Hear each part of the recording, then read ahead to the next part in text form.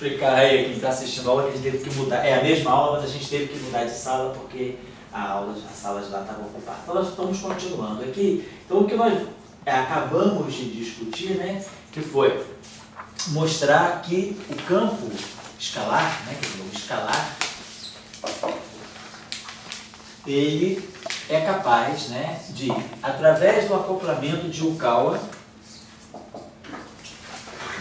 através do acoplamento de Yukawa, numa situação de quebra espontânea da simetria, ele induz a massa fermiônica. E a massa fermiônica nada mais é do que a própria constante de Yukawa vezes a configuração daquele campo escalar que corresponde à configuração de mínima energia. E, através dos acoplamentos de gauge, não é um acoplamento de gauge, ele vai, o campo escalar, tendo acoplamentos de gauge, ele pode propiciar uma massa para o campo de gauge, e essa massa vai ser a constante. Pode pensar assim, a massa do campo de gauge vai ser proporcional, quer dizer, a constante de acoplamento de gauge vezes o φ0 também. Então esse é o padrão, né, de massas que a gente pode gerar através dos acoplamentos dos escalares. Então é nesse sentido que é isso aqui que dá, vamos dizer assim, a base, né, para o mecanismo de Higgs. Então a gente acabou entendendo, né, que foi o que aconteceu na década de 60, né, que esse mecanismo de Higgs, ele é um mecanismo bastante propício para gerar as massas, tanto do setor escalar quanto do setor... Isso para todo o universo. Né? Para todo o universo, dizer, para todos, independentemente da espécie de partícula. O mecanismo de Higgs ele vai, então, ser responsável pela geração de massas.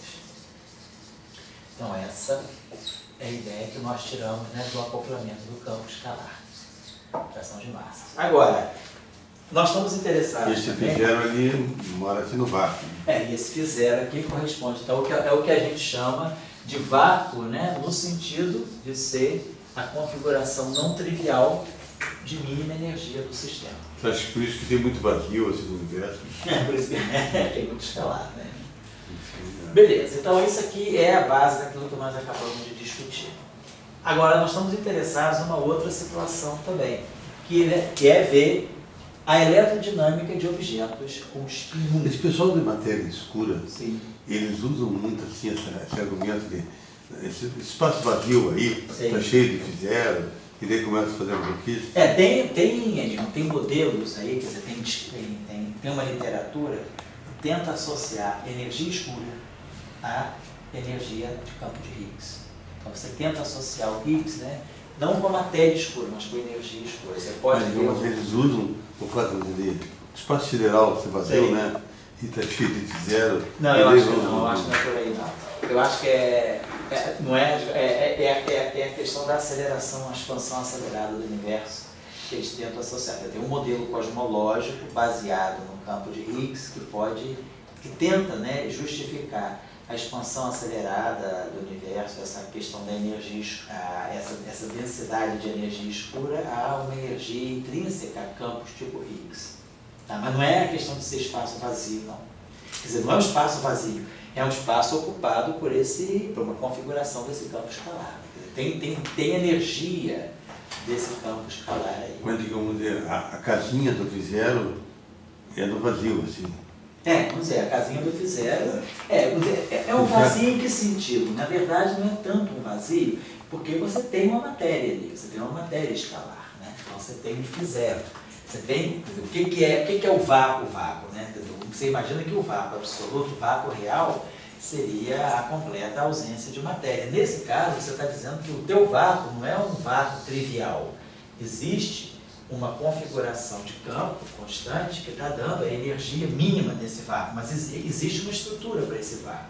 A estrutura desse vácuo é o φ0. Existe um campo, o vácuo não é o vazio absoluto de campo, tem um campo que está dando aquilo que é o vácuo do teu sistema. Mas digamos, esse lugar, né? Os argentinos eles ficaram no lugar, São Paulo, não estava ali. O φ0 ele não fica na montanha, ele tem que ficar onde está vazio. Exatamente. Ele tem coisas. aqui pode ter um Phi0, mas aqui em cima da mesa não tem o Phi0. Não, aí você estaria numa região que tem a matéria carregada, por exemplo. Então o Phi0, o lugar deles é isso aí. Então o Phi0, quer dizer, seria aquela configuração, ele existiria mesmo que se não tivesse matéria nenhuma. A matéria que é colocada, se a matéria é colocada numa região onde tem Phi0, a matéria, ao ser colocada nessa região onde tem o Phi0, ela vai adquirir massa. Quer dizer, você pegar, o que você está imaginando... Tinha, antes dessa mesa, não tinha nada. Tinha o Phi0. Tinha o Phi0, desculpa. Isso, tinha o Phi0. E daí essa mesa entrou no lugar do Phi0 com aquele MF. Você agregou massa, você jogou matéria carregada naquela região onde tinha Phi0. Aí aquela matéria carregada, ao ocupar aquela região que tinha o Phi0, a interação dela com o Φ fez com que ela ganhasse massa. Então você coloca a matéria. Aonde você colocar a matéria, quer dizer, você imagina que o teu universo todo então Deus primeiro permeado pelo Phi0. Vamos dizer, primeiro fez o não diria assim, Deus fez primeiro o Phi0. Vamos dizer, se você quiser colocar nessa linguagem, eu diria, Deus te deu os campos fundamentais. E aí, esse Phi0 se organizou para estabilizar. Você jogou a matéria, essa matéria se estabilizou como? O Phi0 encontrou uma configuração estável, que é o mínimo de energia, e aí toda a matéria que foi chegando por aqui, ela foi ocupando regiões desse universo todo permeado pelo Phi0, e essa matéria, aonde essa matéria chegou e interagiu com o Phi0, ela se tornou massiva. Mas, por exemplo, no espaço vazio aqui eu tenho Phi0. Mas digamos de... E esse Phi0 não significa que é uma ausência de nada, não. Esse Phi0 é justamente o campo que está ali. Quer dizer, você tem um campo que tem um potencial ali, né, que se φ ao quadrado mais lambda Φ4. Quer dizer, o que está ali é isso aqui. E a configuração de mínima energia que está aqui é o mínimo desse potencial. Então, nessa região aqui, você tem matéria. Você não tem matéria, mas você tem um campo, você tem uma distribuição não trivial de energia. Mas, então, vamos dizer, segundo você, você tinha campos diversos, inclusive o Φ. Isso, inclusive o Φ. E depois, quando o Φ se estabilizou na energia, e daí quando os X começaram, os outros campos começaram a interagir, faz a massa. Isso. Então, mas a pergunta que tem dentro é a seguinte, por que tem... Bom, daí já começa muita divagação, mas digamos, porque era para ter mais massa, como tem campo carregado, sim, ele interagia com o Φ e fazia uma mesa. Isso. E lá na outra fazia um planeta. Certo. E assim ia fazendo. E daí por que ficou aí no espaço vazio? Por que não encheu tudo? Pergunta não sei. Entendi, não, entendi. Mas aí já tem quantas perguntas? Por que a matéria carregada não ocupou todo o espaço? Tudo, sim, já que certo, entendi, não, tá certo. Eu também não sei te dizer. Porque que houve essa predisposição, quer dizer, a matéria está só, quer dizer, a matéria, onde tem matéria carregada, tem massa. Porque tem a matéria carregada, veio para esse espaço aqui, ocupou esse espaço, interagiu com o Phi0 e deu massa. Mas por que a matéria carregada não ficou por aqui? O professor Eduardo Wilder respondeu. Mas digamos, o princípio cosmológico mais ou menos diz isso, né? Quer dizer, na cosmologia, quando você faz o modelo cosmológico, um dos princípios é que a natureza, em larga escala, ela é isotrópica e homogênea. Então, em princípio, você imagina que o universo, né, se você olhar em larga escala, você não tem espaços vazios. Claro que ele tem espaços entre os planetas, entre os espaços entre as galáxias. O princípio, quando você deduz as soluções dos modelos cosmológicos, você está supondo que o universo é isotrópico e homogêneo. Então, quer dizer, para todos os efeitos, a matéria está ocupando, o universo ele é uniformemente ocupado por toda a matéria. Agora, essas regiões de vazio aqui, do ponto de vista cosmológico, elas podem ser desprezadas. Você despreza isso. Agora, é claro, se eu chegar aqui muito próximo, eu vou ver uma região de vazio, mas se você imaginar que você olha o universo de longe, você que veria o universo como um todo, você veria um universo homogêneo e isotrópico, a matéria ocupando o universo todo. Esse é o primeiro passo da cosmologia, né? Mas não é isso que acontece. Agora, como a gente está olhando para uma física mais fundamental, nós não estamos olhando para o macro-universo como um todo. Nós estamos tentando olhar o aspecto mais fundamental do universo. Então, para nós, claro, existem essas regiões de completo vazio. Por que a matéria não está aqui? Do ponto de vista do fóton, essas distâncias não existiriam, por exemplo. Ou existir o fóton eletromagnético. É porque o fóton tem componente de onda infinito, né? Então, do ponto de vista do fóton, isso aí não existiria. O fóton, né, ele tem um comprimento de onda infinito, então, em princípio, ele veria tudo, né, como um todo. Ele estaria consistente com esse princípio, eu diria que sim. Eu sei que o professor Abdul já morreu, mas... O que tem o professor Abdul Salam? Como é que ele responderia assim? Né? Ele certamente teria uma resposta muito assim, uma resposta muito, sei lá, assim, inteligente para isso aí. Uma resposta muito esperta, né? A melhor dito que eu conheço foi um dito do Planck. Sei. Que ele dizia o seguinte, o que acontece é que, digamos, as ideias vão mudando, que as gerações vão morrendo. Sei, entendi. Então essa ideia que você colocou ali de botar massa, né? Foi uma ideia de uma geração, né? A quebra espontânea, como você coloca, vem dos anos 50, vindo, né? Então uma geração participou disso. Então essa geração daqui a pouco vai estar todo mundo morto, já está quase morto, né? E daí vai ser difícil, né? Assim, alguém defender. Porque essa é a questão, né? Eu acho que isso é um ponto muito interessante que o Planck falou. O Planck falou. Eu acho que uma das minhas, assim, travessas aí, que eu acho mais assim, porque tem muita ideia assim que... É claro que toda ideia tem uma lógica, né? Ninguém é ilógico, né? Mas ela permanece, você coloca uma coisa e está aqui. Quando o cara falava Heil Hitler, e o pessoal fazia Heil Hitler. Hoje o alemão tem medo de falar isso, né? Entende assim? Mas numa geração isso era era quebra espontânea. Mas se você não falasse, né? Pior se você não falasse, né? Então, nosso próximo passo agora, a nossa discussão agora, seria ver, né, o spin 1 carregado. Então, quando eu agora tenho matéria carregada, mas com spin 1. Então, como é que é a repercussão, né, desse spin 1 carregado no eletromagnetismo? Então, a nossa ideia seria essa. Então, nós já tínhamos estudado aqui no curso, né, que se nós tivermos, vamos chamar esse campo de WMI. Esse campo WMI, ele é um campo de matéria, portanto, um campo matéria, então ele tem massa, ele tem massa, ele tem carga, ele é carregado.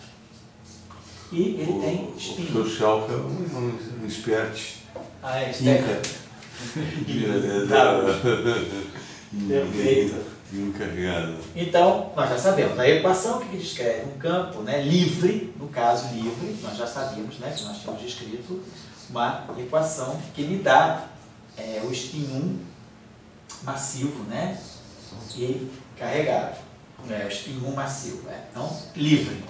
Que a gente pegava aqui aquele W mini, né, aqui a gente tem aquela parâmetro, né, que é MC sobre H, é o comprimento é MC sobre H cortado ao quadrado, W mini igual a zero. Então isso aqui é chamada equação de Broca. É a equação que está dando a propagação de um campo vetorial massivo, de um spin 1 massivo. Nós sabemos que onde esse W mini, né, por uma questão de querer descrever o spin 1, que é a parte transversa, ele é dado por essa analogia aqui com o campo eletromagnético, aquilo que a gente chama de tensor de intensidade de campo. Então, essa aqui é a combinação que me garante aqui a transversalidade, né? E aqui é a parte de massa. E aí, é claro, a gente sabe que se a gente tirar a divergência dessa equação, o fato desse parâmetro aqui ser não nulo nos implica que dMi é igual a zero, que é o que nós chamamos de condição subsidiária.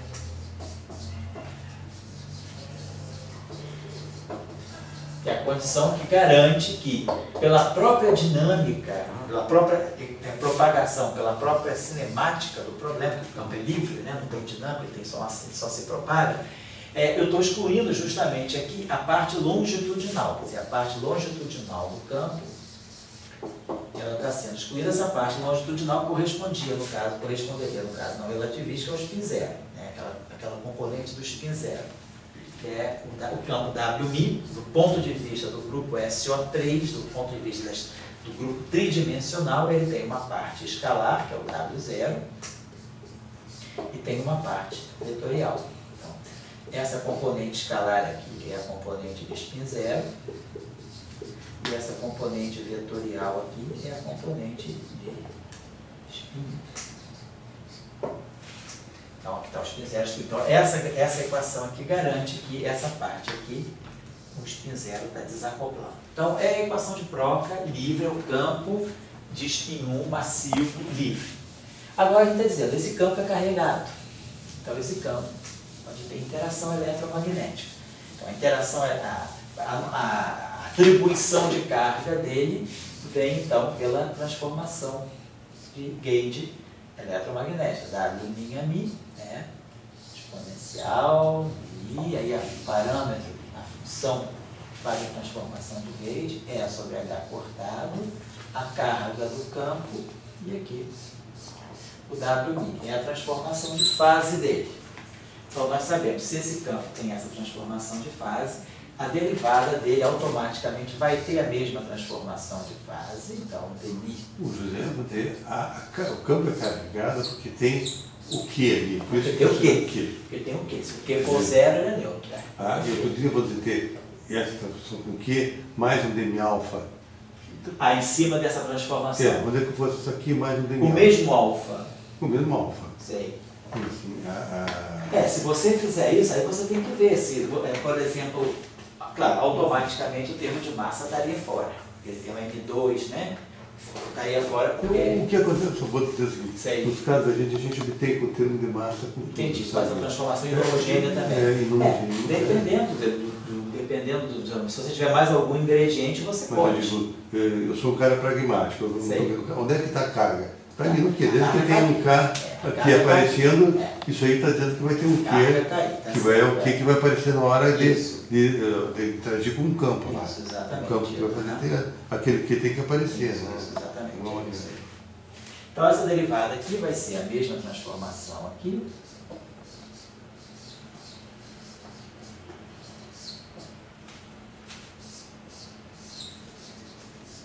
Aqui.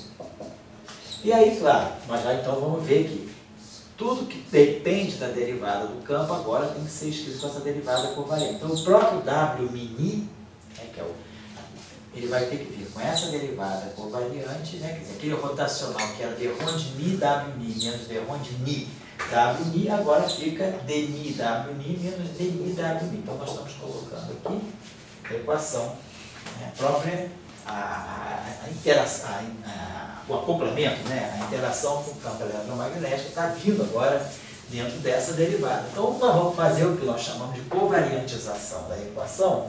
A equação que antes era essa aqui, né, dmi W'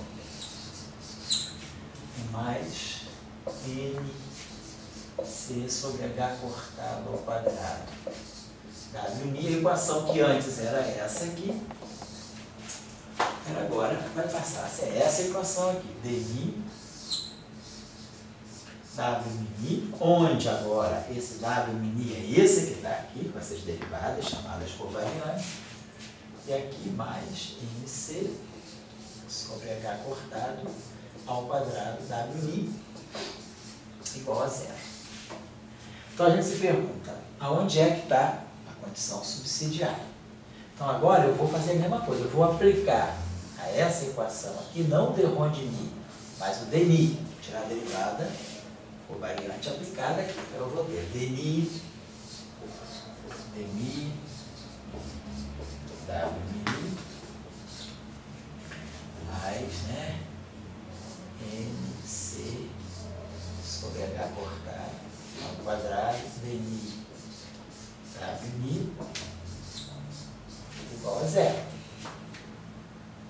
E aí a gente sabe, essa grandeza aqui é antissimétrica em Mini. Então, se ela é antissimétrica em Mini, nada me impede, né, de eu escrever isso aqui como sendo meio de dmi menos dmi W'. Ó, da antissimetria, eu antissimetrizo esse objeto aqui. E aqui eu vou ter mais mc cortado ao quadrado dni. WNI igual a zero. Mas aí a gente sabe, vou pegar o comutador de duas derivadas, né, dessas, né, atuando, vamos lembrar que a nossa derivada covariante, a nossa derivada covariante é dni, né, ela é atuando no WNI, ela é dni menos i sobre h cortado e ani WNI. Então, eu vou pegar esse comutador, esse termo aqui comuto, então a gente vai ter menos i sobre h cortado Q. Aí vamos ter dni ani menos dni ani. Isso aqui é esse objeto aqui, é esse comutador aqui, ó. Esse comutador aqui está dando menos i sobre h cortado e f de i. Então isso me dá essa relação, né? Me dá aqui. Então aqui eu tenho esse MC, tem esse h cortado. Então basicamente eu vou esquecer um pouco, eu não vou querer tirar isso aqui, a gente só tirar essa equação aqui, mas a gente basicamente está mostrando o seguinte, que nesse caso agora a condição subsidiária, que é a eliminação da parte longitudinal do campo, ela agora está me dizendo que essa grandeza aqui, a menos dessas constantes M, C, H cortado, I, E, H cortado, tem o I aqui, que é H cortado, basicamente ela vai estar ligada a isso aqui. Ela vai ter um I, tá? É importante aqui por causa dessa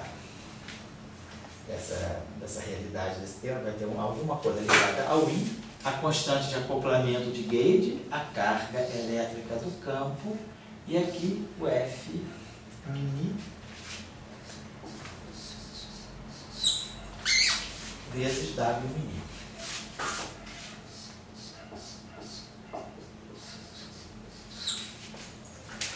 Então aqui a gente tem a condição subsidiária agora. Antes, né, o campo estava livre, a carga, o E é zero, não tem constante de acoplamento, então isso aqui é zero. Então agora não. Então agora a gente modificou essa condição subsidiária. Então a gente começa a ver, né, que aí o campo eletromagnético que está contido aqui, ele é importante para essa relação aqui, que essa relação aqui está me dizendo que tem alguma coisa aqui que é escalar. Isso aqui é a parte covariantemente, né, escalar do campo tá. Então, essa relação aí se torna uma relação bastante importante. E vamos imaginar, da onde que essa equação de campo pode sair? Essa equação de campo vai sair também. Você pode dizer que o dni é a parte do longitudinal? Com a interação do campo eletromagnético. Quer dizer, é a parte longitudinal, mas agora lembrando que você não está com campo livre, que é a parte longitudinal, vamos dizer, do sentido covariante do teu campo acoplado. Eu poderia dizer. Mas digamos, vamos dizer, você pode dizer, ele é só a parte longitudinal acoplando com o AMI, ou ele tem uma parte longitudinal, evidente, né? Mas na hora do AMI é o outro campo todo.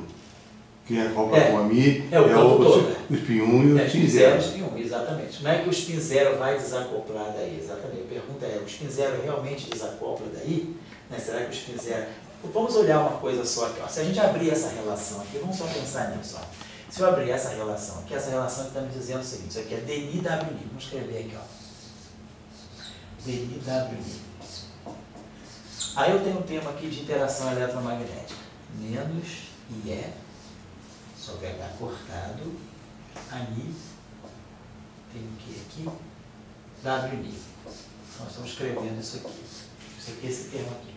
Desse lado aqui, a menos daquelas constantes que eu não estou reportando aqui, nós temos o I, E, Q, F mini. E aqui nós temos o W mini. Né? Mas esse W mini aqui também, né? Ele é o dni, então ele vai ser aqui, vai ser o dni, WMI, menos o dmi wmi. E aí aqui, dentro do w menina, vamos ter menos IE sobre H cortado, que aí vamos ter a mi wmi menos a mi wmi. Quer dizer assim, o que está aqui, do lado direito. O F wmi. Vamos pensar o seguinte, né? Se eu vamos olhar isso aqui tem D0, W0, DI, AI.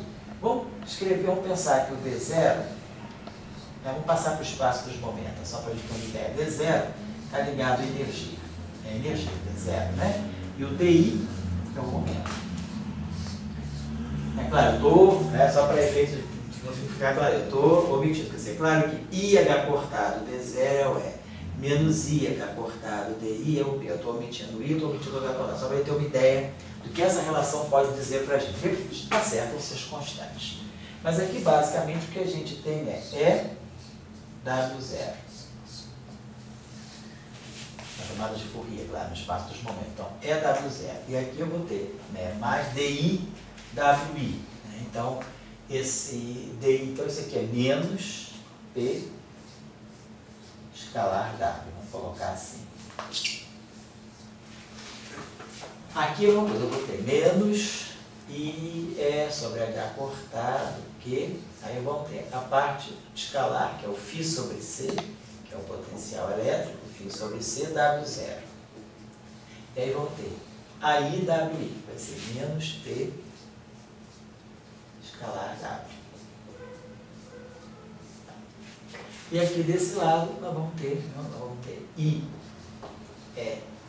Q, vamos ter esse termo aqui que vai ser F0I, quer dizer, a gente vai ter, quando a gente pegar aqui F0I, a gente vai estar pegando o campo elétrico. Então a gente vai estar pegando o campo elétrico aqui, e aqui nós vamos estar pegando D0WI, quer dizer, nós vamos pegar aqui energia WI menos DI, quer dizer, menos o momento escalar. Aqui é 0WI, quer dizer, que é 0W, vamos colocar assim, menos PW0. E aqui vai, colocando aqui, a 0WI está no novo, não nem vou escrever, vamos botar mais isso aqui, só para a gente ter uma ideia do que está acontecendo aqui. Então, claro, no caso do campo ser livre, esse é zero, esse não tem constante. Então a gente mostra que o W0, no caso do campo livre, basicamente o W0 é P sobre E escalar W. Ou seja, a componente escalar dele nada mais é do que a parte vetorial. Mas é isso aqui, P sobre E, V sobre C, né, na ordem, se eu tenho uma partícula relativística, né, P sobre E é da ordem de V sobre C. PC sobre E, V sobre C. Então, a gente sabe que a parte escalar, parte, né, a parte temporal do campo vetorial, ela é, no limite não relativístico, ela é desprezível. À medida que o campo vai se tornando menos e menos relativístico, essa componente aqui vai desaparecendo por um fator de V sobre C. Quer dizer, agora, mesmo que eu esteja considerando o caso completo, relativístico, essa componente aqui é redundante, porque na verdade o W0 pode ser escrito em função do W. Posso mostrar então esse grau de liberdade aqui. Então, na verdade, não é um grau de liberdade, ele é um grau de liberdade, vamos dizer, redundante, porque na verdade tudo fica em função do W. Então, aí, essa condição subsidiária, essa que seria a condição livre, né, dmi, WMI igual a zero, ela estaria me dizendo justamente isso, a parte escalar. Ela é função desse objeto aqui. Aqui, olha, mesmo que eu introduza a interação eletromagnética, olha, vou dizer que eu tenho esse termo aqui, com esse termo aqui. Eu vou juntar tudo que é W0 aqui. Então, por exemplo, esse termo aqui tem a energia do W0. Tem energia, né? Acoplada com a componente W0. Aqui é P. Esse termo aqui, ó, posso trazer para cá. Então, eu vou ter a energia e vou ter aqui uma combinação menos E que φ, que no fundo é o quê? É energia eletrostática de interação. Tenho aqui a energia total, aqui eu tenho a energia da interação. E aqui eu vou ter eu estou querendo separar tudo que é W0 do que é da parte espacial. Então, tudo que é temporal está aqui e está aqui, onde tem W0. Aqui vai ser uma coisa, eu vou ter A0WI menos a IW0. Então, tudo que vai aparecer aqui, ó, aqui vai aparecer um W0, aqui vai aparecer um W0, que vai ser o P escalar F, o momento. Aqui eu tenho também a carga, né? Quer dizer, eu tenho a carga aqui. E aqui vai aparecer alguma coisa, eu vou ter um A0WI menos um AIW0. Então, vamos ter aqui menos. Então, aqui eu vou ter o campo elétrico vai estar aqui, eu vou ter aqui um termo que vai ter o campo elétrico, de novo, esse campo elétrico que está aqui, com esse termo aqui, que é, aí aqui vai ficar um AI, então A, então vai ficar escalar A, e aqui um W, tudo isso aqui W0. Então, de qualquer maneira, o que a gente está mostrando é o seguinte, mesmo introduzindo a interação eletromagnética, a gente consegue mostrar que a componente W0, ela pode ser escrita como uma combinação aqui, mas no fundo vai aparecer aqui um W. Então, mesmo introduzindo a interação eletromagnética, o que nós estamos dizendo é que a componente temporal do campo W carregado, quer dizer, a condição subsidiária nessa forma covariante, ela está me dizendo que eu posso escrever a componente temporal W0 de novo como um grau de liberdade que depende do W. Claro, que tudo isso aqui não depende, isso aqui tudo só depende do campo eletromagnético. Então eu tenho uma grandeza aqui, em princípio eu posso pensar, eu inverto isso, boto isso aqui no denominador e, na verdade, o W0 é função do W. Então, mesmo introduzindo a interação eletromagnética, eu não perdi essa propriedade de que o W0, né, então essa equação aqui, mesmo agora, né, que essa condição subsidiária, mesmo no caso com interação eletromagnética, que ela se modificou, né, disso aqui, dNi igual a zero, tá? dNi igual a isso aqui, essa condição aqui me dizia, beleza, o W0 é pura função do W. Aqui eu estou continuando a dizer a mesma coisa, o W0 pode ser reconduzido, na verdade, né, função do W, só que agora eu tenho uma dependência mais assim, complexa, mais complicada, porque ela vai depender do campo eletromagnético, mas de qualquer maneira eu não perdi essa propriedade, que o W0 é uma função do W. Só que no fundo, a ideia de uma equação do movimento de um campo. Porque a equação do movimento de um campo, ela está ligando alguma coisa. Isso, quer dizer, eu introduzi a interação eletromagnética, modifiquei a equação de movimento do campo, mas não perdi essa propriedade. Quer dizer, esse campo, mesmo interagindo eletromagneticamente, ele mantém o spin 1 dele, a parte de spin 0 é redundante. O W0 é um grau de liberdade, não é um grau de liberdade independente, ele pode ser escrito em função, né, pode ser dado em função do dado. Digamos, eu digo assim, esses graus de liberdades são entrelaçados, né? A ideia, no fundo, da equação do movimento. Né? A equação do movimento liga. Você tinha o W-Ni, né? Só para quem está. Um era W0 e outro era W. Mas no momento de agora eu tenho uma equação do movimento W-Ni, daí eu vou unir esses. Isso. Mas aquele tem, vamos dizer que ele tem escrito essa equação desse modo. Antes, a equação livre do campo de própria, que era essa aqui. Vou botar esse parâmetro aqui para substituir MC sobre H cortado ao quadrado. Então a gente observa justamente isso. Essa equação vale para Ni igual a zero. Então isso aqui vai ficar DI W I0 mais Psi W0 igual a zero. E para Ni igual a I vai ficar D0 W0I mais DJ WJI mais Psi WI igual a zero. Então a gente está mostrando isso. A equação do W0 ela vai estar entrelaçada. Aqui vai ter, ó, DI W0 menos D0 WI. A equação do W0 está acoplada, quer dizer, o W0 e o WI estão acoplados. A equação de campo acopla os dois objetos. Eu não tenho uma equação para W0 e uma equação para o WI. O WI está na equação do W0 e o W0 está na equação do WI. Então está tudo entrelaçado. A única informação que essa equação, que essa condição subsidiária nos dá, é dizer que, na verdade, W0 é um grau de liberdade fixado pela propagação do W. Uma vez que eu sei quem é W, eu sei quem é W0. Então, isso aqui, quer dizer, as equações são acopladas, mas eu consigo reproduzir o W0 a partir do W. E aí, quando eu introduzo a interação eletromagnética, essa propriedade não se perde. Ela se estende, né? Ela se generaliza para introduzir, ela se adapta ao campo eletromagnético. Mas, de qualquer maneira, eu consigo expressar o W0 em função do W. Essa que é a moral dessa história aí. Apesar de eles poderem... Que existe uma palavra que eu cada vez mais me aproximo, e que eu acho que assim, ela fala um pouquinho melhor, que é entrelaçar. Assim, quer dizer, eles são duas coisas distintas, mas eles são entrelaçados. São entrelaçados. Mas não quer dizer que um desapareceu. Não. Então... Não, ele não desapareceu, ele está aqui. Ele só não é independente. Ele não são independentes. Só não é independente. Então, os dois estão se propagando. Quer dizer, essa equação aqui, né, essas duas equações, elas propagam o W0 e o WI. Só que a propagação do W0 já é fixada pela propagação do WI. Tá?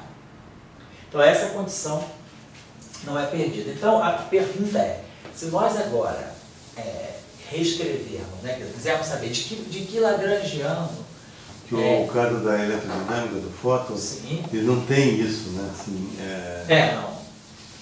Assim, então, quando você bota a massa aí que quando você coloca a massa é que essa questão aparece, exatamente.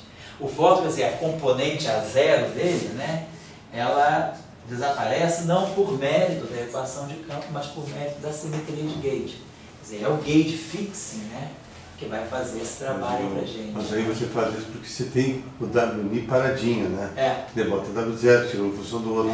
Na eletrodinâmica você não tem. Não tem isso, o fóton tem massa zero, exatamente. Não tem isso. Então a pergunta é, essas equações de campo aqui, né, para o nosso campo de spin 1 carregado e massivo, esse bóson vetorial carregado, elas provêm também de um lagrangiano, e essas equações são derivadas dessa ação desse lagrangiano por um princípio variacional. Então, de novo, nós vamos escrever aqui o nosso lagrangiano, então, da chamada eletrodinâmica, não mais escalar, mas eletrodinâmica vetorial. Que é a eletrodinâmica clássica ainda, que vai descrever objetos vetoriais carregados, bósons vetoriais carregados interagindo com o fóton. Então, nós vamos ter aqui menos 1/4 do F mini ao quadrado, que é da onde saem as equações de massa.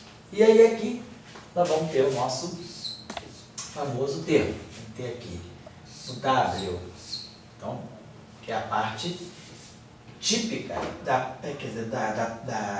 dinâmica transversa de um campo vetorial. Então, nós vamos ter aqui dmi, Wmi, menos dmi, Wmi star, vezes dmi, Wmi, menos dmi, Wmi star. Wmi star. Esse termo aqui é esse termo que a gente pode escrever desse modo aqui. Seria W mini star, W mini star, W mini. Então a gente coloca aqui um fator meio. E a parte de massa desse campo, aí aqui eu poderia ter menos um meio também, né? Bota um meio. Podia incluir um campo de próprio só para generalizar. Então, o C vai dar cortado. WMI star, WMI. Então tá aqui. É como se fosse a parte, né, massiva de campo de próprio. Incluir também um campo de placas sem carga com massa. Um escalar? E aqui você está fazendo uma ideia vetorial, né? Isso. Podia ter sem massa, mais um campo de prota com massa, mais esse campo de spin 1 com massa. Você colocar aqui um termo de massa com fóton também. De proca, né? De proca. Tá, eu vou deixar assim por enquanto, vou explicar por quê. Eu quero ver primeiro qual é a repercussão disso nas equações de Maxwell. Tá, então aqui a pergunta é, eu tenho essa interação, quer dizer, então a interação de gauge está totalmente aqui. A minha questão só aqui é porque eu levanto isso, que eu pergunto o seguinte, será que a carga elétrica ela não pode ser transmitida por 4 campos. Um o fóton sem massa, o outro um fóton com massa e o outro carregado. Então, esses 4 campos estariam satisfazendo a conservação da carga e a invariância da luz. Né? Então, será que esses não seriam um eletromagnetismo mais genérico do que o eletromagnetismo puramente de Maxwell? Entendi. Está dando para entender assim que ele está falando?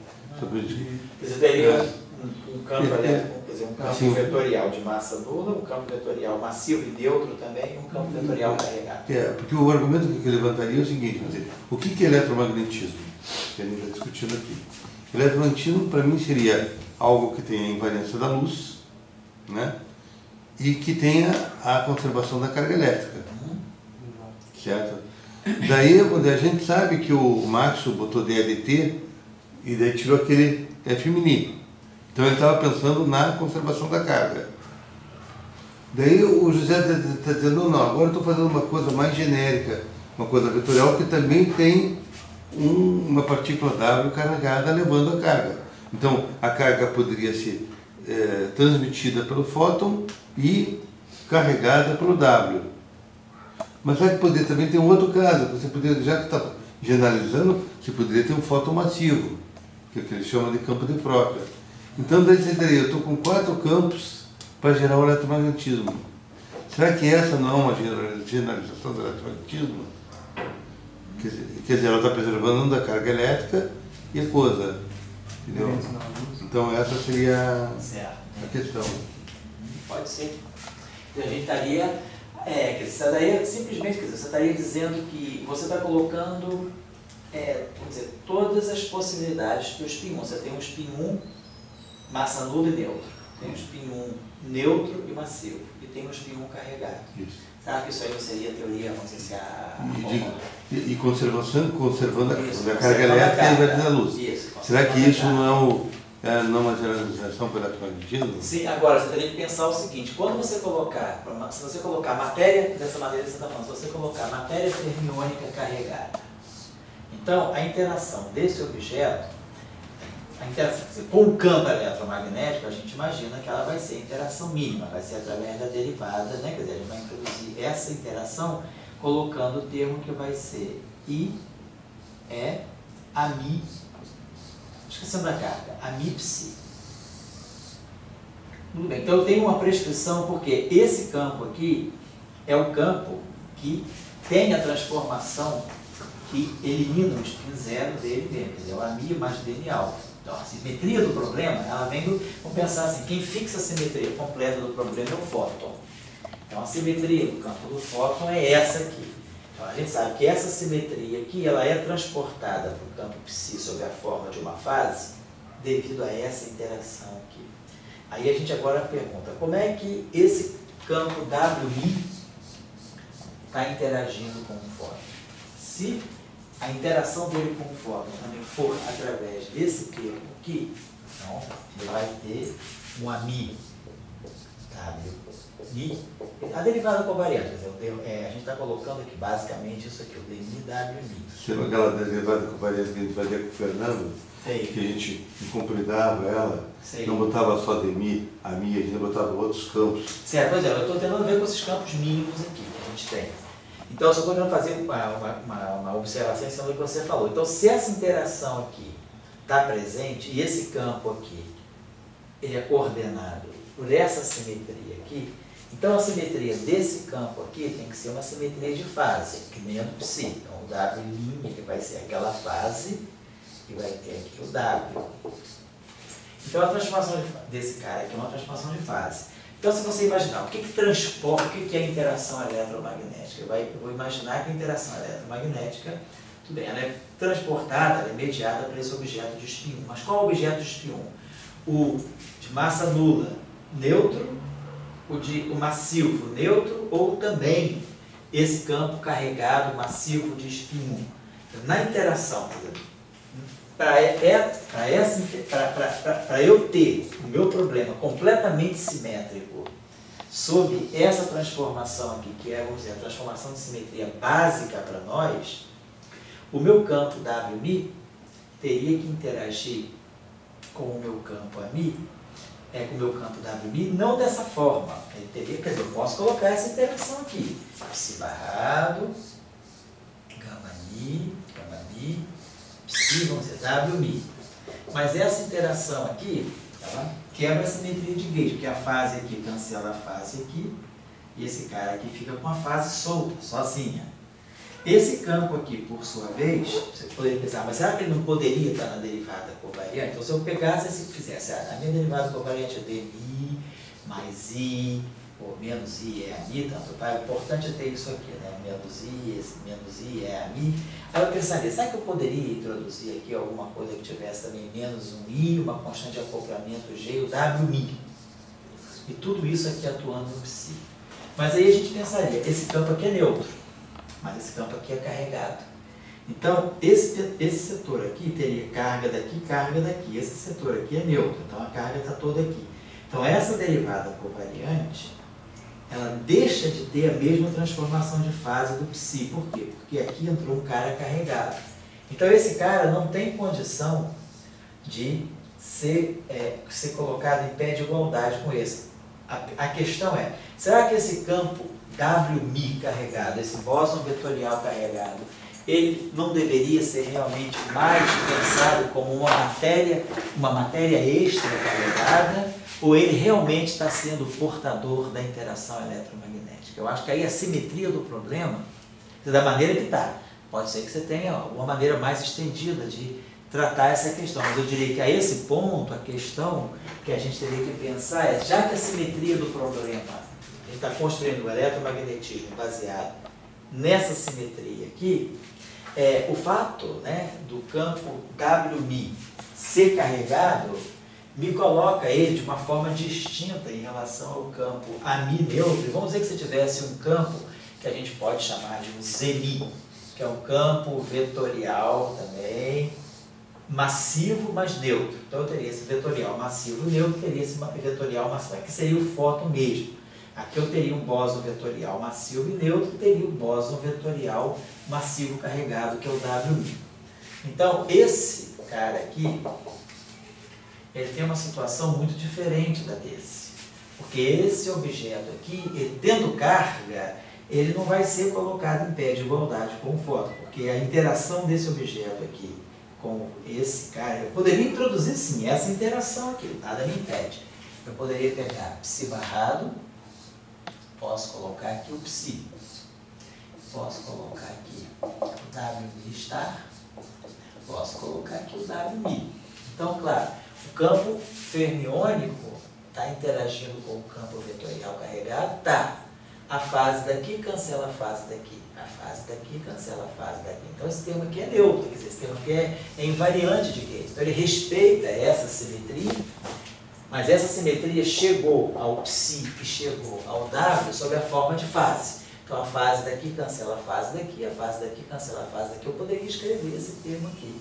Mas isso claramente está mostrando para mim que a interação do psi com o campo AMi tem uma natureza distinta, né? Inclusive, até porque essa constante de acoplamento que está aqui, que me caracteriza o eletromagnetismo, é a constante de acoplamento que está ligada ao fóton. Aqui eu não tenho fóton hora nenhuma. Então, em princípio, a constante de acoplamento que eu vou colocar aqui seria uma constante de acoplamento que eu posso chamar de F, que não tem nada a ver, em princípio, com o E. Então, eu diria, essa interação da matéria carregada com essa matéria carregada não tem a mesma ordem de grandeza, não tem a mesma, vamos dizer assim, a mesma escala que essa constante de acoplamento. Eu teria esse autoacoplamento aqui da matéria carregada, tudo bem, mas não seria uma constante de acoplamento do eletromagnetismo. Então, dessa maneira, tá, eu estou entendendo a sua questão. Se eu pudesse usar esse conjunto de três campos, né, quer dizer, o fóton, um vetor neutro e massivo e um vetor carregado e massivo. Então, será que isso aqui não daria a interação eletromagnética mais genérica? Essa é a questão. Então, eu estou dizendo que o que eu acho é que esse campo aqui, de qualquer maneira, ele tem uma situação muito diferente desses dois. Esses dois aqui eu até posso, de uma certa maneira, harmonizar para eles descreverem a interação eletromagnética. Acho que não teria muito problema. Mas a questão também é, se esse campo aqui é neutro, então a interação dele com o campo eletromagnético, eu poderia pensar em alguma coisa desse tipo. O campo psi barrado. Poderia pensar, psi barrado, gama mi, psi, zemi, beleza. Esse campo aqui é neutro? É. Então a fase daqui cancela a fase daqui. Então isso aqui é invariante de gauge, então eu não perdi a simetria de gauge. E eu, como eu tenho o termo de massa para esse campo, eu não estou dizendo que a transformação de gauge desse cara é isso aqui. Não é, porque ele é neutro, então ele não vê interação eletromagnética de jeito nenhum. Então, isso, e o termo de massa proíbe esse termo. Então esse campo simplesmente é um campo neutro, ele pode estar lá. Mas, de novo, eu não tenho nenhuma garantia da constante de acoplamento que vai aparecer aqui. Eu posso até colocar mas é uma forçação. Esse campo pode ter essa transformação ali assim? Sabe? Ele pode ter, ele vê o alfa. Entende assim? Então, quer dizer, ele vê o alfa e ele vê o A. Sei. Entende assim? O A, o axis ou a mi. O A da coisa ali. Certo. Entende assim?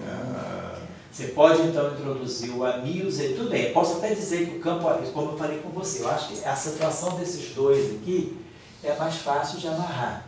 Então, eu diria, eu posso ainda falar de um eletromagnetismo em que eu tenha o fóton e eu tenho uma espécie de um fóton linha, massivo e neutro, beleza. É a situação desse cara aqui que eu acho que é muito mais singular. Esses campos eles deveriam ser preparados todos vendo o alfa, né? Todos vendo o alfa. O WMI vê o alfa. Só que o WMI vê o alfa. Só que ele vê o alfa sobre a forma de uma fase. E ele vê o alfa e ele vê o A, por causa do alfa, isso, né? E vê o Z. Então, entre eles se vem. Eles se vêm. Não, a interação entre eles eu posso fazer. A única questão que minha ressalva aí é qual constante de acoplamento, né? Quer dizer, eu posso colocar o WMI ao interagir com o ZMI, por exemplo, com o AMI eu entendo, eu posso colocar a própria constante de acoplamento de gauge, o E vai estar lá, mas na interação do WMI com o ZMI, ela parece uma interação mais arbitrária. Mas você diz que pela derivada covariante, o A mino, no caso normal, né? Certo. Ele vê o φ por causa do alfa. Isso. Quem faz um vê o outro é o alfa. Isso. Quer dizer, você tira, só estou entendendo. O que eu entendi de Maxwell, que você tem que ter eletromagnetismo é a conservação da carga elétrica. Isso. Depois, com a evolução, veio a invariância da luz, então o eletromagnetismo teve a invariância da luz e da carga elétrica. Você agora está dizendo, não, o eletromagnetismo é uma coisa mais para aquele de gauge. É uma relação que todo mundo tem que estar vendo o alfa. Todo mundo tem que estar vendo o alfa, todo mundo tem que estar vendo a simetria associada ao eletromagnetismo e mais ainda, todo mundo tem que estar interagindo na interação, vamos dizer, nas interações mútuas entre esses campos, tem que prevalecer uma única constante de acoplamento, que é a constante de acoplamento eletromagnético. Eu tenho que dizer que todos esses campos que se acoplam, que interagem entre si, eles têm que interagir via a constante de acoplamento da interação, porque a interação, ela não é só a simetria também, tem a constante de acoplamento característica daquela interação. Então, por exemplo, se eu tenho, como eu coloquei lá em cima, né? Se o W, por exemplo, interage com o Z e com a constante de acoplamento E, se eu garantir que todas as constantes de acoplamento estão ligadas ao E, não precisa ser o E, mas pode ser E ao quadrado, pode ser, mas que tem uma única constante de acoplamento, que é o E, todos veem o alfa. Ótimo, então eu posso dizer, então está certo, então todos estão ligados, quer dizer, todos estão fazendo, estão assim, propiciando essa interação eletromagnética. A questão é saber até que ponto eu posso garantir que a constante de acoplamento E esteja presente em todos os acoplamentos. A sua proposta, por exemplo, a matéria carregada seria a soma do Z e do W, do elétron? Quer dizer, a matéria carregada, pelo que eu estou entendendo da proposta do W, ainda é o W. Quer dizer, ele está dizendo, o que o Dória estaria propondo é se eu não teria uma interação elétrica. Esquece, por exemplo, vamos dizer, a matéria é o psi, é a matéria fermiônica, mas que o setor bosônico responsável pela mediação da interação eletromagnética, ele conteria, é como se ele conteria, quando tivesse um fóton de massa nula e neutro, um fóton massivo e neutro e um fóton carregado, uma espécie de um fóton carregado. Então haveria, vamos dizer assim, um portador da interação, quer dizer, um mediador da interação que também tivesse a carga daquela interação. Essa que seria a proposta que o Dória estaria colocando. Agora, você numa derivada covariante, se você botar o psi, o W+, e misturar com o W-, certo. não pode um cancelar o outro na questão do I alfa, e só sobrar o alfa que tivesse do campo do fóton, que daí tinha um fóton... Porque como a transformação é uma transformação de fase, não tem como... Porque se fosse uma transformação aditiva, um termo podia cancelar o outro, mas como você pega o W, vai transformar com a sua fase. Eu estou entendendo o que você está falando, né? Será que se eu não colocasse aqui na derivada covariante, você pega DI, aí você coloca, menos IE a Mi, aí você poderia colocar um termo aqui que seria menos IEWMI, e aqui poderia colocar mais IEWMI está, algo desse tipo, na derivada covariante. Então você está dizendo, então eu estou somando ao fóton também esses objetos aqui. Mas aí a fase daqui, quer dizer, a fase daqui não cancela a fase aqui que a gente... Mas digamos, se você infinitesimalmente poderia, né? Sei.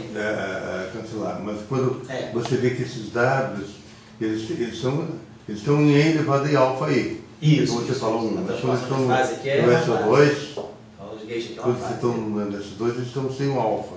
Isso.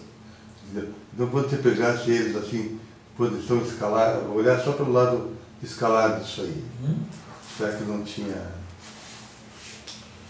situação? Sabe o que eu acho?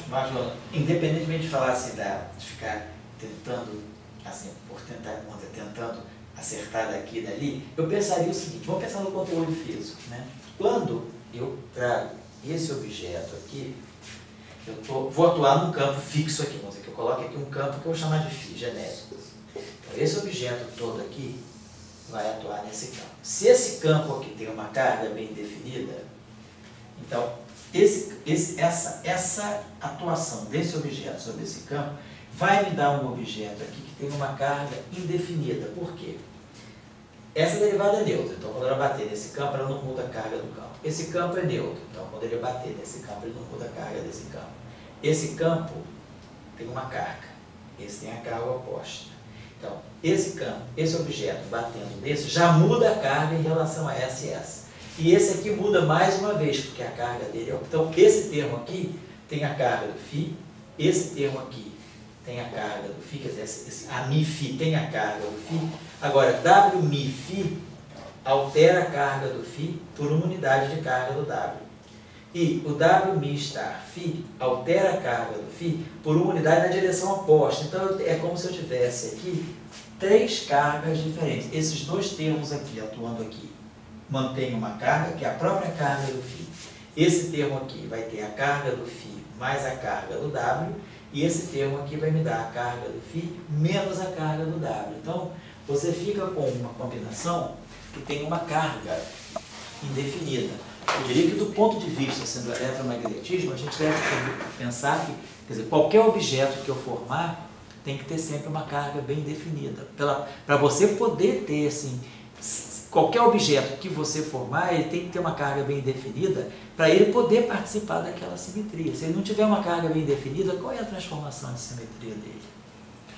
Eu pensaria desse modo. Eu não estou assim, querendo cortar o raciocínio nem obstruir a questão. Eu estou querendo colocar esse ponto de reflexão. Tem que se pensar nisso. Essa é a questão. Porque eu pensaria também o seguinte, Dória, se a interação eletromagnética ela é mediada por um objeto neutro, então você imagina, eu tenho um objeto carregado, ele emite ou absorve essa radiação neutra. Então você não mexe na carga dele. Agora, eu tenho um objeto e ele emite ou absorve um objeto carregado. Então, eu vou mexer na carga dele. Tudo bem. Mas esse cara que tem uma certa carga, ele vai gerar um certo campo. Se ele emite ou absorve um objeto neutro, eu não mexi na carga dele. Mas se eu pegar esse objeto, emitir ou absorver um outro objeto carregado, esse objeto carregado também é fonte do campo. Então, o fato do teu mediador ser carregado está dizendo que ele vai estar também gerando, quer dizer, vai estar gerando um campo que vai interagir com ele mesmo, porque o que você imagina que é a carga, pois é, seria uma coisa, você teria que introduzir alguma coisa que fosse não linear, algo que fosse não linear. Mas vamos dizer, o eletromagnetismo, vocês entenderem, quando você tem casos, a eletrofraca, por exemplo, que você troca a carga. Então, quando você troca de flavor, que eles falam, você troca a carga. Então, tem o eletromagnetismo, como ele falou, que é neutro, você passa, então não trocou carga. Estão entendendo, né? No início, por depois. A partícula emite ou absorve fóton e não troca a sua carga. Mas tem o caso, que é comum também, né? A interação fraca, né? Você troca carga, vira próton. E vamos dizer, o estudo que o José faz nesse curso é justamente de você, digamos, será que o eletromagnetismo, os Ws, todos aqui, não são uma extensão do eletromagnetismo? Essa aqui fica a pergunta, entendeu assim? Então daí você tem que ver um eletromagnetismo que troque carga. Então aquele Z que ele coloca e o AMI não trocam carga, mas aquele W estariam tendo um eletromagnetismo que troca carga. Daí evidentemente teria que responder também essas perguntas que ele faz. Entende assim?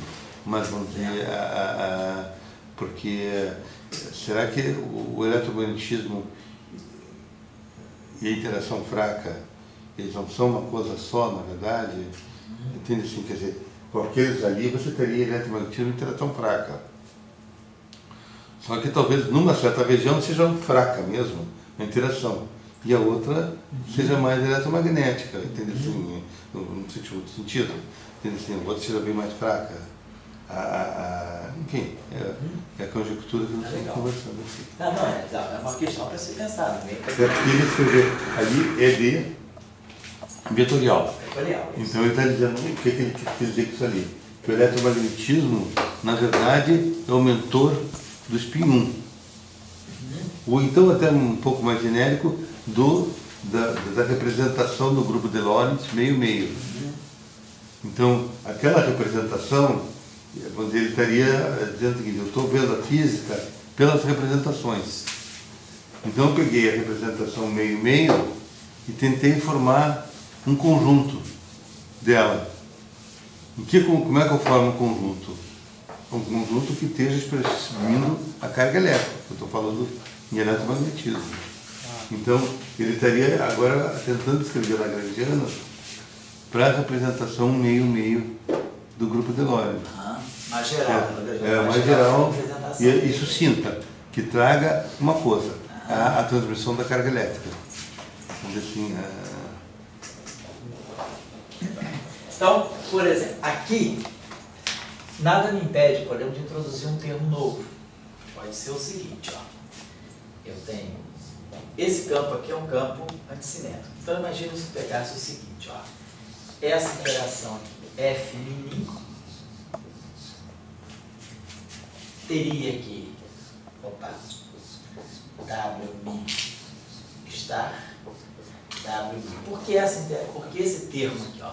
Isso aqui é invariante de Gauge por si só. Não tem fase, não tem nada, não tem dB alfa, não tem nada, tudo se cancela, ele é invariante de Gauge. E esse termo aqui é a fase desse, cancela a fase desse.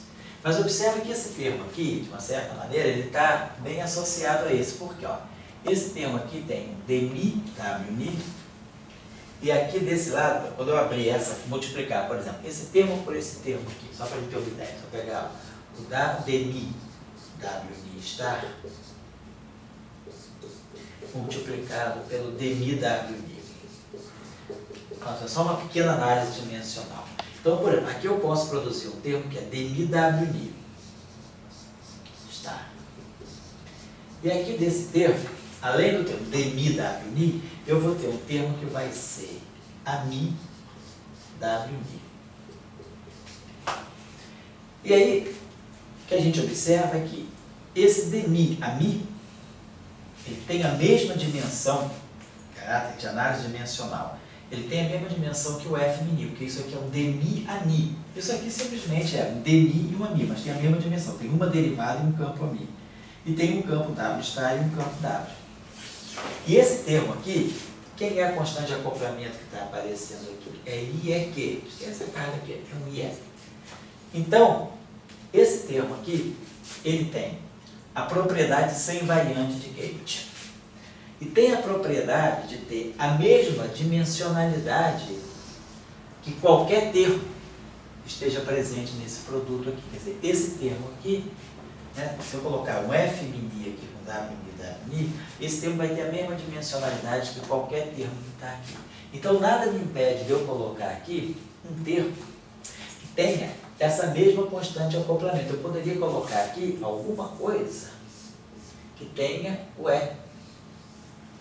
E observe mais só mais um detalhe. Podia explicar isso um pouquinho melhor? Vou explicar um pouquinho melhor. E observe mais um detalhezinho. Essa grandeza aqui, será que ela é real ou não? Olha só, se eu pegar o conjugado complexo dessa equação, desse termo aqui, o F mini é real. Então, o conjugado complexo dele é F mini. Esse cara aqui, se eu pegar o conjugado complexo, vai ficar W mi. E esse cara aqui, se eu pegar o conjugado complexo, vai ficar W mi. Então, esse termo aqui é o conjugado complexo desse. Agora, mi e ni são índices saturados. Então, nada me impede de chamar mi de ni e ni de mi. Então, esse termo aqui eu vou chamar o mi de ni e o ni de mi. Então, o mi vai virar ni e o ni virou mi. Esse termo, então, como eu fiz essa troca de índices saturados, isso aqui ficou W mi, isso aqui ficou W mi. Então, esse termo aqui, ó, isso aqui é isso aqui, isso aqui, isso aqui. E esse F mini é menos F mini. Então, o conjugado complexo desse termo é menos ele. Então, esse termo, da maneira que ele está escrito, ele é um puro imaginário. Então, eu boto um I aqui, que garante que esse termo, na ação, é um termo real. Então, ele pode escrever a ação da nossa Lagrangiana, está ligada a uma energia, então tem que ser uma grandeza real. Então, vou ter esse termo aqui. Agora, o argumento que o Dória falou. O que eu estou querendo dizer é o seguinte: esse termo aqui, que é o termo, agora, que seria o chamado termo cinético do campo W, mas agora, a pergunta que eu estou falando para o pessoal entender, tá, é que por que você ali está não botando um G? É isso, por que eu não estou colocando um G? Eu poderia colocar aqui, em princípio, um IG. Exatamente. Então, meu argumento, um argumento dimensional que eu estou usando aqui é que isso aqui é demi a ni. E aqui desse lado, tudo que vai aparecer aqui, vai aparecer aqui, perdão, demi W mi. Primeiro termo, né? O nível que vai aparecer, demi, erro de mi, W mi. Estar. E o termo que vai aparecer aqui, erro de mi, W mi, mas vai aparecer um termo que vai ter o a mi e vai ter o W mi. Então, esse termo aqui tem um W e um W. Vamos estar aqui, ó, um W e um W. Agora eu tenho uma derivada e um A. Aqui também eu tenho uma derivada e um A. Então, em termos dimensionais, qual é a constante de acoplamento que está esse termo aqui? Quando interferir com esse aqui, vai produzir um E. Então, a constante de acoplamento, quer dizer, tudo que está aqui só tem E. Porque tudo que tem aqui é I, E, a mi, I, E, a ni, e assim vai. Então, aqui eu poderia, em princípio, colocar um G. Agora, eu sei que esse G tem que ter a mesma dimensão que o E. Por que esse G tem que ter a mesma dimensão que o E? Porque esses termos aqui, esse termo aqui é composto das mesmas grandezas que tem esse campo aqui, tem esse termo aqui. Então, essa constante de acoplamento aqui tem que ter a mesma dimensão que o E. Então, o que vai me garantir que esse G seja o E? Ou não? Então, não fiz isso aqui, não estou fazendo isso aqui, mas estou dando essa informação para vocês. Esse objeto W está descrevendo uma partícula de spin 1, massiva e carregada. Então, todo objeto massivo, carregado e com spin, ele tem um momento magnético, momento de polo magnético. O momento de polo magnético é a razão giromagnética, que é aquela famosa razão, fator, né? A razão de Landé, o fator de Landé. Temos aqui a carga do objeto vezes H cortado, vezes a carga, né? Vamos dizer assim, a carga, V sobre 2m, a massa do objeto. E aqui, o spin. A gente pode botar a unidade H cortado aqui. E aí aqui fica só, em vez de tudo o spin ser H cortado vezes o valor, é só o valor, um valor numérico do spin, que o H cortado eu já coloquei aqui, que é o spin, vamos dizer, de forma adimensional. Eu sei que todo spin é múltiplo de H cortado, inteiro ou semi-inteiro, então eu já joguei o H cortado aqui. Então, esse objeto aqui, quer dizer, a carga, né? Então, isso aqui é a carga desse objeto, mas vai aparecer sempre aqui a carga vezes a constante acoplamento. Vou colocar. Claro, no caso do que C igual a 1, isso aqui é o chamado magneton de bordo daquela partícula. Então, todo objeto que tem spin, que tem carga, que tem massa, ele tem um momento de polo magnético. E isso aqui é um resultado importante. Toda partícula com spin maior do que zero, desde que não seja escalar, ou seja, toda partícula com spin maior ou igual a 1 meio de H cortado sobre 2, por argumento de relatividade especial, todas essas partículas têm que ter razão giromagnética igual a 2. Independentemente do spin, desde que o spin seja maior do que zero. Qualquer partícula com spin não trivial, relativista, independentemente da massa, independentemente da carga, tem que ter razão giromagnética G igual a 2. Então, se esse objeto aqui quer me descrever um spin 1 massivo e carregado, a razão giromagnética dele tem que ser G igual a 2. E aí, o que se pode mostrar, não está mostrado aqui, mas a gente tem tese, que é a própria tese do Luiz, assim, a gente tem os trabalhos aqui, que a gente pode, quer dizer, isso aí não foi um estudado nosso original, isso aí já foi estudado na literatura, o que se sabe da literatura é que o único jeito desse objeto aqui descrever corretamente a razão giromagnética é que a contribuição eletromagnética que vem daqui e daqui se somam, e esse G tem que ser exatamente igual a E. Então, esse G aqui, quando eu escrevi esse G aqui, não tem nada a ver com esse G. Isso aqui é a razão giromagnética de Landé, o fator de Landé. Ali é uma constante de acoplamento que eu poderia ter chamado, sei lá, de F, não de G. Então, essa constante de acoplamento F, ela tem que ser exatamente igual a E, para que a razão giromagnética desse objeto aqui dê G igual a 2. Então, o que eu quero chamar a atenção de vocês aqui para esse fato novo? É que a interação eletromagnética do spin 1 carregado com o fóton, ela não está toda contida no acoplamento mínimo. Eu preciso ter uma espécie de um acoplamento que é chamado não mínimo. Por que esse acoplamento é não mínimo? Porque ele não vem de uma derivada covariante, ele é um termo extra, fora a derivada covariante. Eu não consigo descrever todo o eletromagnetismo dessa partícula colocando o campo eletromagnético só aqui dentro dessa derivada. Eu preciso introduzir esse termo novo. Se eu não introduzir esse termo novo, a razão giromagnética daria igual a 1, que estaria em conflito com a relatividade.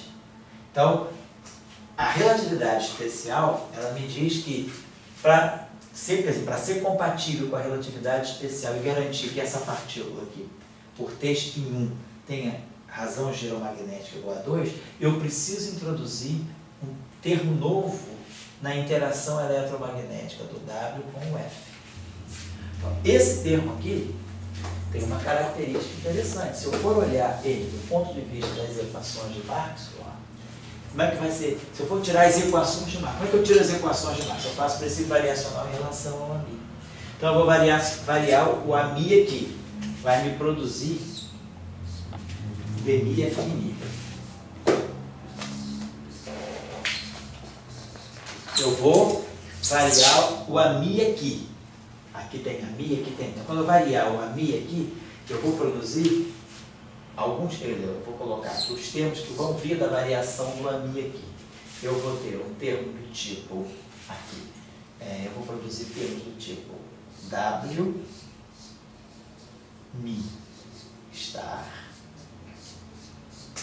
W, Mi. Depois eu vou, vou produzir esse tipo de termo aqui, W, Mi, star, W mini. Que é, por exemplo, que olha só, isso aqui é um W mini. Claro, W mini covariante. Mas eu tenho a Mi aqui. Quando eu fizer a variação em relação ao AMI que está aqui, eu vou ter esse, termos que vão ser, aqui, um termo em AMI aqui, esse termo aqui, por exemplo. Ele vai ter aqui dentro um termo que vai ser AMI, WMI, star. Então, quando eu variar isso aqui em relação a AMI, eu vou produzir um termo aqui que tem o WMI star vezes esse objeto, que é esse termo que está aqui, WMI star vezes WMI, e menos WMI star. Então, eu vou ter essa categoria de termos aqui. Mas eu vou ter um termo novo aqui, que é esse termo aqui. Eu vou ter, variando em relação ao AMI, né, eu vou ter uma derivada que vai ser jogada para cá. Então, eu vou poder ter um termo que vai ser mais I, aqui também, vou tirar, aqui também tem termo de IE. Aqui eu vou ter IE. E aí, quando eu fizer, aqui eu tenho DMI a NI. Quando eu variar em relação, e menos DMI a NI. Quando eu variar em relação a NI, eu vou produzir um termo que vai ser do tipo DMI. Eu vou ter DMI a NI. Vai produzir isso aqui, DMI de WMI star WMI. Igual a zero. Então, na equação de movimento do fóton, né, eu pensando na equação de Maxwell, eu vou ter esse termo aqui, ó, divergência de E, vai estar aparecendo aqui. Agora, aqui eu vou ter termos que vão depender, ó, aqui dentro tem o campo eletromagnético. Então, como no caso do campo escalar, vai aparecer aqui algum termo que seja proporcional ao φ. E aqui, por exemplo, sobrou esse termo aqui, quando eu fizer isso aqui igual a I, eu vou ter algum termo que vai ser a divergência de W star W0, igual a zero. Então, a gente está vendo que eu tenho as equações de campo, quer dizer, as equações do campo eletromagnético, né, elas vão ter contribuições que vão depender explicitamente do potencial de novo. Então, quer dizer, o campo de spin 1 ele também blinda, mas agora eu tenho, ó, essa contribuição aqui, que é meramente devido às cargas do campo escalar. Essa contribuição aqui, ó, é uma divergência de E, como essa contribuição aqui é uma divergência. Então, esse pedaço aqui pode ser absorvido aqui dentro. Então, isso faz com que esse campo W, ele modifique o próprio campo elétrico. Ele vai estar modificando, eu posso incorporar isso tudo aqui e definir uma espécie de um campo elétrico efetivo que depende do próprio campo de matéria. Então, esse fato, completamente novo, devido ao fato do campo ter spin 1, faz com que, no final de tudo, o que se entendeu é que, para eu fazer uma teoria de campo, uma eletrodinâmica para bósons vetoriais carregados, no fundo, ó, como esse termo aqui ele entra e redefine o próprio campo eletromagnético do fóton, isso mostra que eu preciso de uma descrição unificada. Quer dizer, quando eu vou descrever, é um pouco aquilo na direção que o Dória estava falando, eu vou descrever o WMI, quer dizer, o spin 1 carregado, em interação com o fóton, eu acabo tendo uma descrição que ela é muito entrelaçada, porque o próprio campo carregado, ele interfere naquilo, na própria constituição do campo elétrico devido ao fóton, quer dizer, o campo elétrico transmitido pelo fóton. Então, isso mostra que talvez eu precise de uma descrição unificada, que é o que nos leva a uma teoria de Young-Mills. Então, leva a uma descrição tipo Young-Mills. Para eu descrever o W, quer dizer, um spin 1 carregado. José, você tem essa interpretação. Com fóton. Para mim, a minha interpretação é que leva a noção de conjunto. Sei. Tá certo, quer dizer, o Young-Mills não deixa de ser uma noção de conjunto. Mas conjunto não precisa ser Young-Mills. Não, entendi. Para você a palavra-chave é o conjunto. E pode ser um conjunto abeliano, pode ser Young-Mills. Mas você mostra porque dizer que as coisas estão formando o conjunto, em palavras simples, é um time de futebol. Sim, você mostra que você tem um time de futebol eletromagnético. E sim, tá certo. é isso, porque eu acho que a gente vive muito acostumado com a física reducionista. Então essas palavras conjunto, assim, caem meio de paraquedas. Sei. E daí o cara, não, conjunto, não, daí já com a Yang Mills, assim, tem todas as coisas espaços que a física permite você colocar as coisas naqueles espaços, né? Mas às vezes não permite, você tem que, depois, será que não tem um time de futebol eletromagnético? Certo, entendi. Assim, e daí as coisas estão entrelaçadas, como você mostrou. O campo elétrico já não é mais aquele campo elétrico sozinho, né? Isso. Quer dizer, a pergunta que a gente se faz, então, é que, ao descrever o eletromagnetismo de objetos carregados com o spin 1, eu já não, quer dizer, a própria noção de fóton, né? Quer dizer, o fóton ele já precisa ser incorporado num conjunto mais amplo. Então, talvez, o que se entendeu é que a melhor saída para descrever um eletromagnetismo de objetos de spin 1, né, com carga, é dentro de uma formulação não abeliana. Quer dizer, o melhor conjunto, vamos dizer assim, para descrever essa interação seria talvez a formulação não abeliana. Mas pode ser abeliana, essa que é a... Não, aí a tua formulação. Pode ser abeliana, desde que você mexa no conteúdo de campos. Eu concordo contigo. Você pode tornar uma coisa que é não abeliana, né, abeliana, desde que você introduza generaliza, estenda o número o conjunto de campos que você estenda o teu conjunto. Por exemplo, se você tem uma equipe de 11 para jogar futebol, vamos dizer, de uma forma não abeliana, você talvez precisasse de uma equipe de, vamos dizer, não só soltar 22 ou 15, para descrever aquele mesmo jogo na versão abeliana. Quer dizer, Na versão abeliana menos, né? Não, eu diria que não, você teria que introduzir... Se você tem 4, você tem que ter 4, né? Na não abeliana você tem que ter... Porque na versão, por exemplo, se você aqui na versão não abeliana, você precisaria, vamos dizer, do fóton e do W+, quer dizer, o fóton e duas componentes do W, porque o W é complexo. Então, W star tem as mesmas componentes reais. Você precisaria do AMI, do W1, de um W1 e de um W2. Se você estende a coisa para a versão abeliana, talvez você precisasse introduzir mais do que A, W. Você precisaria mais do que A, W1 e W2. Você precisaria introduzir um campo B extra, sei lá. Então, a minha ideia é que você, quando sai de uma versão não abeliana, que é a versão mais, vamos dizer, compacta, você passa para uma versão abeliana, você pode, vamos dizer assim, desabelianizar, tirar o caráter não abeliano e abelianizar a descrição, mas talvez introduzindo um número maior de campos. É isso que eu estou pensando. Eu vejo que a questão é... Eu acho que, por exemplo, abeliano e não abeliano, você pode ter os mesmos campos Pode. no abeliano e os mesmos campos no abeliano. A questão é a simplificação da coisa. Mas o ponto fundamental que eu queria colocar não é essa questão de abeliano e não abeliano. O ponto fundamental é, como você falou, será que o fóton ele não precisa de companheiros do eletromagnetismo? A grande questão que, para mim, é a grande questão que eu penso nela há muito tempo já, por isso que eu tenho ela firme.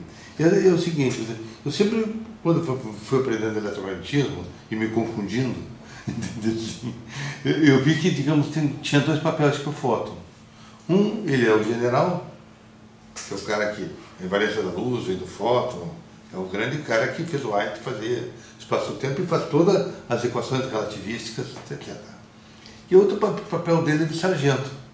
Quer dizer, tem uma carga elétrica e a carga elétrica que gera o fóton. E daí vem a questão, e essa questão porque será que o fóton não precisa de companheiro? Será que não tem fóton interagindo com fóton? Porque se o fóton interagisse com o fóton, você estaria tendo, eu estou com uma situação aí desse teu eletromagnetismo neutro, de uma coisa que não tem carga elétrica assim, em ação. Você estaria com o fóton interagindo com o fóton. Tá? Mas, por exemplo, aqui você tem, vamos dizer, aqui de uma certa maneira, se você quiser pensar bem, na eletrodinâmica escalar, só para lembrar para vocês aqui, quer dizer, na eletrodinâmica escalar, quando nós pegamos esse termo aqui,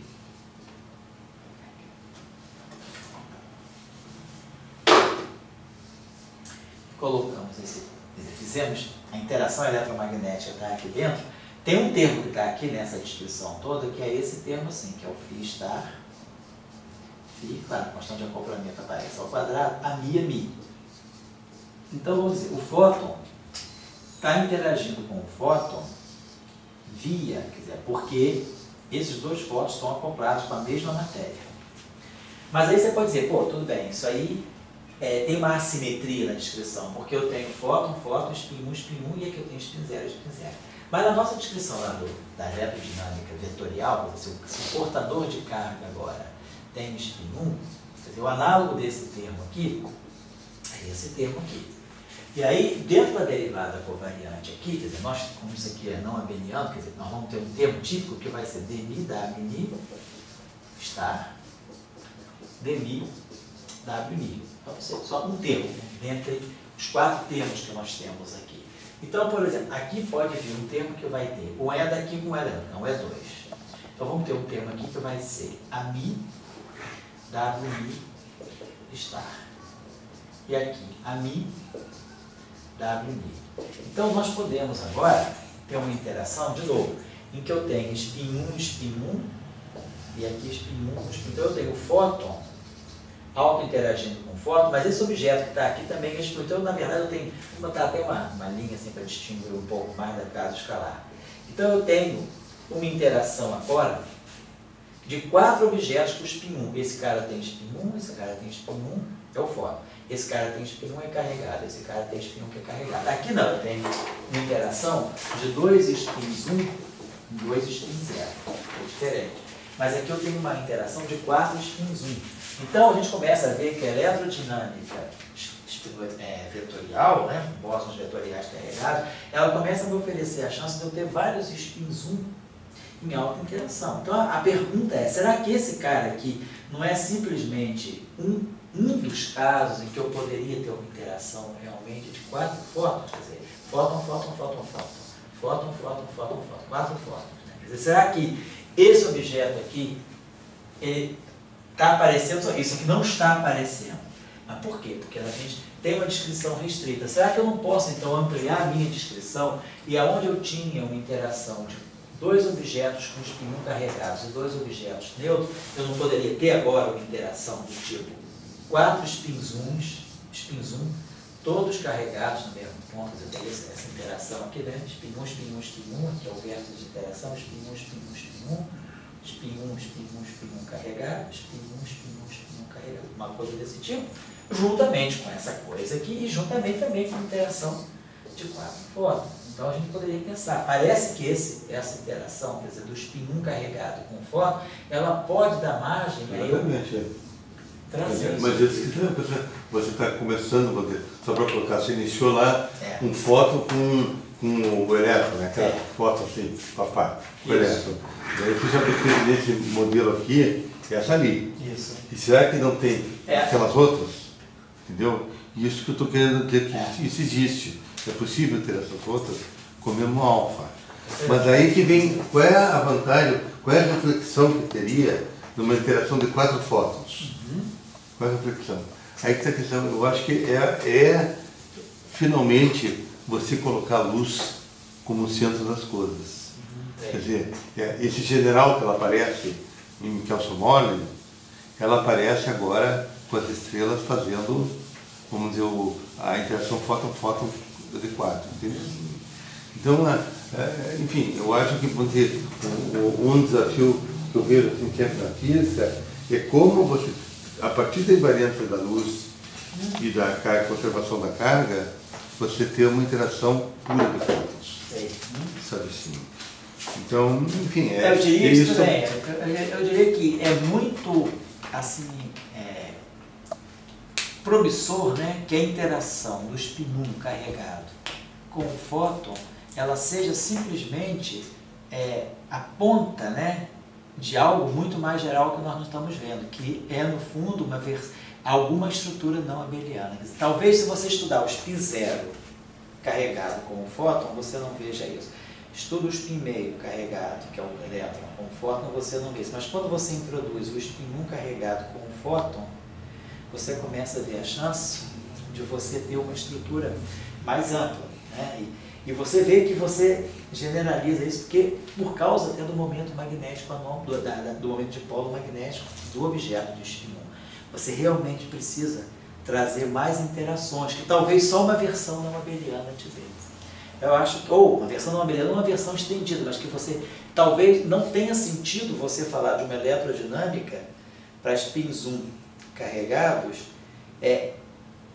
distintos dos fótons. Tem que ser uma descrição unificada. Fóton com spin 1 carregado deve fazer parte de uma descrição unificada. Seja abeliano ou não. Não importa se é abeliano ou não abeliano, mas deve ter uma descrição unificada para esses objetos. Mas o que eu coloco assim, então, é a deficiência do modelo padrão. Sei. Para mim, uma deficiência clara do modelo padrão, a gente pode falar de modelo padrão por Higgs, etc., isso é uma discussão. Mas para mim, uma deficiência é que ele não tem quatro fótons. Fóton é a interação fóton-fóton pura. Ele não tem a não linearidade. E ele é não abeliano. Entende assim? Também não tem. Então, independente da coisa, a pergunta que tem é a seguinte: se a luz é importante, a interação, isso significaria uma área que se chamaria fotônica. Você então teria um eletromagnetismo fotônico. Fotônico porque você só tem luz pura, vamos dizer assim. Claro que pode ter outras coisas, né? Então, eu acho que fica aqui. Fica a reflexão aí. Amanhã a gente pode começar a aula, a gente pode voltar a terminar, começar de novo, colocando mais alguns pontos. Obrigado pela atenção de hoje, tá? Obrigado, tá certo.